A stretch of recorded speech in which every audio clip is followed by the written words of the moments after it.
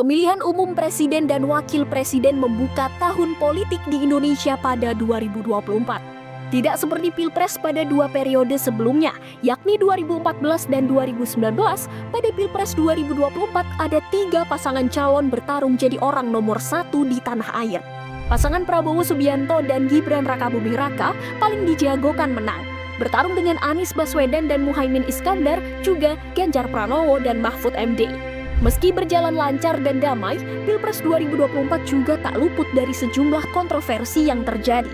Putusan Mahkamah Konstitusi tentang batas usia capres dan cawapres paling banyak disorot berbagai pihak, terutama para akademisi dan pakar. Bagaimana tidak, putusan MK tersebut dinilai banyak pihak sebagai pembuka jalan bagi Gibran Rakabuming Raka, putra sulung Jokowi, untuk maju jadi cawapres Prabowo Subianto di usia 36 tahun. Kendati demikian, beragam kontroversi tersebut tetap tak membendung kemenangan Prabowo Gibran pada Pilpres 2024.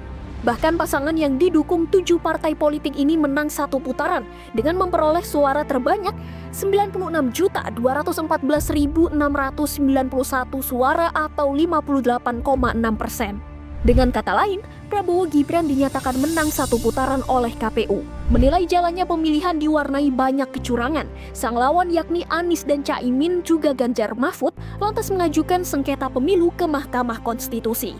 Hasilnya, seperti diketahui bersama, MK menolak seluruh gugatan yang dilayangkan kedua paslon yang kalah. Prabowo Gibran pun akhirnya dilantik menjadi presiden dan wakil presiden periode 2024-2029. Prabowo Gibran dilantik di gedung DPR MPR Senayan, Jakarta pada Minggu 20 Oktober 2024. Prosesi ini juga sekaligus menandai akhir dari kekuasaan Jokowi sebagai orang nomor 1 di tanah air dalam 10 tahun kebelakang. Geliat politik tanah air nyatanya tak berhenti usai Prabowo Gibran resmi dilantik jadi presiden dan wakil presiden. Jelang akhir tahun, pilkada serentak untuk pertama kalinya digelar. Aroma panas persaingan di Pilpres terasa pula di Pilkada serentak 2024, utamanya di beberapa daerah vital seperti Jakarta, Jawa Tengah, Jawa Timur, Jawa Barat, Banten, dan Sumatera Utara.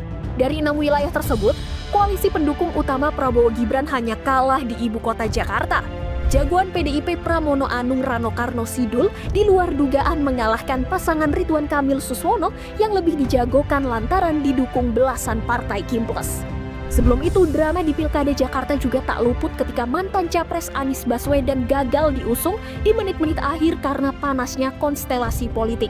Bahkan Jokowi pun harus turun gunung dari masa pensiun untuk ikut kampanye demi mendongkrak suara dari paslon jagoannya seperti di Jawa Tengah, Jakarta, dan Sumatera Utara.